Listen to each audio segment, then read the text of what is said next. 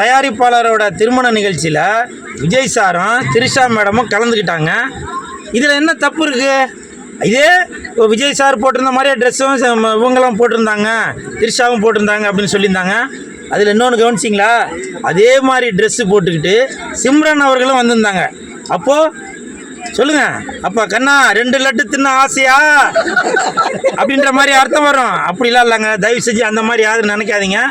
Vijay sir அவர்கள் அவருடைய தயாரிப்பாளர் தயாரித்த படங்களில் நடித்தவர். அதனால் அந்த திருமண நிகழ்ச்சியில் இவங்க திரிஷா அவர்களும் சிம்ரன் அவர்களும் விஜய் சார் அவர்களும் கலந்துட்டாங்க. இதில் என்ன தவறு இருக்குது? ஒன்றும் இல்லை, நானே ஒரு உதாரணத்துக்கு கேட்குறேங்க. அவங்க நண்பர்கள், அதெல்லாம் ஒரு திருமண நிகழ்ச்சிக்கு தானே போனாங்க. அவங்க என்ன வேறு எதனா போய் அப்புறம் அதெல்லாம் சொல்லிட போகிறேன் சார், எதுவும் தவறாகிற போது எதனா ஒரு இதில் போய் அவங்க தனியாக ஃப்ளைட்டில் போய் மாலத்தீவுக்கு போனாங்களா, இல்லை ஆப்பிரிக்கா அண்டார்டிகா போனாங்களா, யாரும் இல்லாத இடத்துக்கு போனாங்க இல்லையே. ஒரு பொது இடத்திற்கு நண்பர்களாக வந்தாங்க. சில பேர் கூட சொன்னாங்க, திரிஷா மேடமுக்கு வந்து பெட்ரோல் செலவு மிச்சப்படுத்துறதுக்காக விஜய் சாரோட காரில் வந்திருப்பாங்க அப்படின்னு. அது கூட ஒரு வேளை உண்மையாக இருக்கலாம். பெட்ரோல் செலவு மிச்சப்படுத்துறதுக்காக அப்படி கூட வரலாம்ல. இப்போ நான் இந்த சுதாகரோட நிகழ்ச்சிக்கு இங்கே வந்திருக்கும் போது கூட என் கூட வந்த நண்பர்கள் சொன்னாங்க, அண்ணா நான் அவ்வளோ தூரம் வரதுக்கு நான் உங்கள் கூட காரில் வந்துடுறேண்ணா, பெட்ரோல் செலவு மிச்சமாகணும் அப்படின்னு சொன்னாங்க. அந்த ஒரு விதத்தில் கூட வந்திருக்கலாம் இல்லையா? எதை வைத்து நீங்கள் வந்து விஜய் சாரும் இவங்க திரிஷா அவர்களும் ஏதோ கனெக்ஷன் இருக்குது அப்படின்னு எதுக்கு ஒரு தவறான பொருளையை கிளப்பி விடுறீங்க? அதெல்லாம் அப்படிலாம் எதுவுமே இல்லை. அவர்கள் எப்பொழுதுமே நண்பர்கள் தான், சரிங்களா? அதனால் தயவு செஞ்சு அந்த மாதிரி ஒரு பொருளை எதுவும் கிளப்பாதீங்க. நிறையா பேர் ஒரு இதாக சொல்கிறீங்க. இப்போ என்னது ஓம் சக்தி பராசக்தி விஜய் சார் பையனுக்கு திருசா சித்தி அப்படின்னு. அதெல்லாம் ரொம்ப தவறுங்க. அது புரியுதுங்களா? இந்த மகளிர் தினத்தில் எல்லாரும் வந்து மகளிரை போட்டுறணும், சரிங்களா? நம்மளுக்கும் சம்சாரம் இருப்பாங்க, அம்மா இருக்காங்க, தங்கச்சி இருக்காங்க, அக்கா இருக்கிறாங்க. எதனால் தாய் நாடுன்னு சொல்கிறாங்க, தந்தை நாடுன்னு சொல்ல வேண்டியதானே? தாய்மொழின்னு சொல்கிறாங்க, தந்தை மொழின்னு சொல்ல வேண்டியதானே? அப்படி பெண்களுக்கு முன்னுரிமை கொடுக்கக்கூடியதான் இந்த இந்திய நாடு, புரியுதுங்களா? இன்னொரு முக்கியமான விஷயம், இப்போ நான் சொல்கிறது எல்லாமே என்னுடைய சொந்த கருத்து தான். இது வந்து லெஜண்ட் அவர்களுடைய கருத்து இல்லை. நான் லெஜண்டோட ரசிகன், அவ்வளோதான்.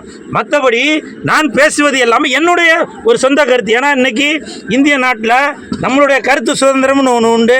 அதனால் நான் வந்து சொல்கிறேனே தவிர என்னுடைய தலைவன் லெஜண்ட் அவர்களுக்கும் இதுக்கு எந்த சம்மந்தம் இல்லை. ஏன்னா நிறையா பேர் அவங்க மனசில் கூட கமெண்ட்ல எல்லாம் கூட பார்த்தேன், நீ வந்து லெஜண்டோட டிஷர்ட் போட்டிருக்கீங்க அப்படின்னு. நான் லெஜண்ட் அவர்களுடைய ரசிகன்.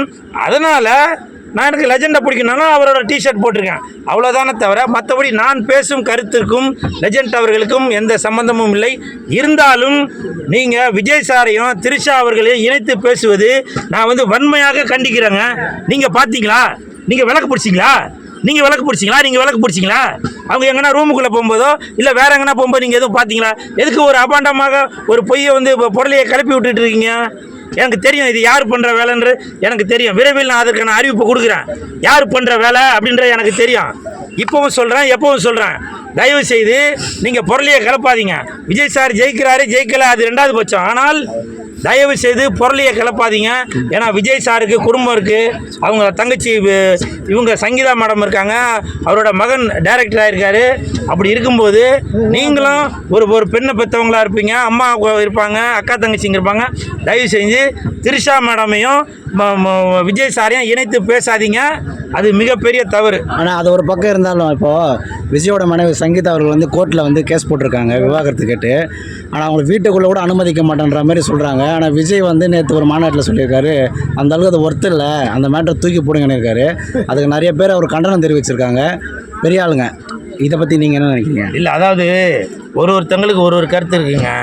ஏன்னா நான் இப்போவும் சொல்கிறேன்னே, யாருக்குமே கருத்து சொல்கிறதுக்கு விஜய் சார் திரிஷா மேடமை பற்றி கருத்து சொல்கிறதுக்கு யாருக்குமே தகுதி இல்லை. ஏன்னா ஒருத்தரோட வண்டவாளமும் அவங்க பேசுனாக்க தண்டவாளத்தில் ஏறிடும். அதனால் தயவு செய்து இவங்களுடைய குடும்ப விஷயம், அது ஒரு சென்சிட்டிவான விஷயங்க. நாளைக்கு இந்த 2 குடும்பமும் விஜய் சாரும் விஜய் சாரும் சங்கீதாவும் பிரிஞ்சுட்டாங்கன்னா நீங்கள் போய் சேர்த்து வைப்பீங்களா? நீங்கள் ஏதோ இன்றைக்கி ஒரு செல்ஃபோன் இருக்குன்றதுனால நீங்கள் பாட்டுக்க வாய்க்கு வந்ததெல்லாம் பேசிட்டு போகிறீங்களா? ஒருவேளை பிரிஞ்சுட்டாங்கன்னே வச்சுக்கோங்க, திரிஷாவையும் விஜய் சாரையும் நீங்கள் வந்து கல்யாணம் பண்ணி வைக்க போறீங்களா? நீ உன் காசு போட்டு கல்யாணம் பண்ணி வைப்பியா? நீ உன் காசு போட்டு கல்யாணம் வைப்பியா? நீ மாலை போட்டு மலர் தூவ போறியா? இப்படி அபாண்டமாக பெண்கள் மீது ஒரு அவதூறு பரப்பாதீங்க தயவு செஞ்சு. இன்னைக்கு விஜய் சாருக்கும் சங்கீதா மேடம் அவர்களுக்கும் கோர்ட்டில் அந்த விஷயம் போயிருக்குது. அதனால கோர்ட்டு தீர்ப்பு சொல்லும், நீதிபதி அவர்கள் தீர்ப்பு சொல்லுவாங்க. தீர்ப்பு சொல்றதுக்கு நீ யாருங்க? மாமனா, மச்சானா, நாத்து நட்டாயா, கலைபறித்தாயா, இல்ல திரிஷா மேடமுக்கு மஞ்சள் அரைத்து குடித்தாயா? மானம் கட்டவனே. நீங்க சும்மா வாயில வந்ததெல்லாம் ஏதோ ஒன்று பேசிட்டு போவீங்கன்னு நினைச்சீங்களா? கேட்கறதுக்கு ஆள் இல்லைன்னு நினைச்சீங்களா? இந்த கூல் சுரேஷ் இருக்கான், நான் விஜய் சாரோட ரசிகன். அதனால தான் இப்போ நான் சொல்றேன், தயவு செய்து சொல்றேன். என்னங்க? ஆமாங்க, நான் தாய் மாமனா கூட வச்சுக்கலாம், அண்ணனா வச்சுக்கங்க, விஜய் சாருக்கு மச்சானா கூட வச்சுக்கங்க. அப்படி நீங்கள் எல்லாரும் கமெண்ட்ல கழுவி ஊற்றுவீங்க. இது தேவை எனக்கு. அதனால தயவு செஞ்சு சொல்கிறேன், விஜய் சாருக்கும் சங்கீதா மேடம் அவர்களுக்கும் கோர்ட்டில் இந்த பிரச்சனை இருக்குது. அதனால் அடுத்தவர்கள் கருத்து சொல்வதற்கு யாருக்குமே தகுதி இல்லைங்க. சரிங்களா? தயவு செஞ்சு அவங்கள வாழ விடுங்க. வாழ விடுங்கன்னா உடனே விஜய் சாரையும் திரிஷா மேடம் சேர்த்து அதை வாழ விடுங்கன்னு சொல்லிடாதீங்கப்பா. நான் சொன்னது சங்கீதா மேடமும் இவங்களையும் தான் சொன்னது. புரியுதுங்களா? தயவு செஞ்சு அதை புரிஞ்சுக்குங்க. ஓகே.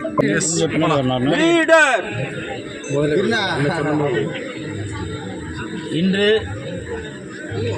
லெஜண்ட் ரசிகர் மன்ற செயலாளர் சுதாகர் அவர்களின் மகள் ஆராதனா, அந்த பாப்பாக்கு மஞ்சள் நீராட்டு விழா, அந்த நிகழ்ச்சியில் கலந்து கொள்வதற்காக நான் இங்கே வந்திருக்கேன். இந்த நிகழ்ச்சி மிகவும் சீரும் சிறப்புமாக இருந்தது. அது மட்டும் இல்லை, இன்றைக்கு மகளிர் தினம். இந்த மகளிர் தினம் நன்னாளில், ஏன்னா எப்போவுமே ஒரு தாய் இல்லாமல், ஒரு தங்கை இல்லாமல், அக்கா இல்லாமல் நம்ம வந்து இன்றைக்கி இந்த உலகத்தில் வாழ முடியாது. அப்படி புனிதமான இந்த மகளிர் தின நன்னாளில் மஞ்சள் நீராட்டு விழா ஆராதனா, அந்த குழந்தைக்கு மாநில செயலாளர் சுதாகர் அவர்களுடைய மகளான ஆராதனா அவர்களுக்கு மஞ்சள் நீராட்டு விழாவில் லெஜண்ட் ரசிகர் மன்றம் சார்பாகவும் கூல் சுரேஷ் நான் கலந்துட்டுருக்கேன். அந்த பாப்பா நல்லா சீரும் சிறப்போடு இருக்கணும், அவர்களுக்கு என் மனமார்ந்த வாழ்த்துக்கள்.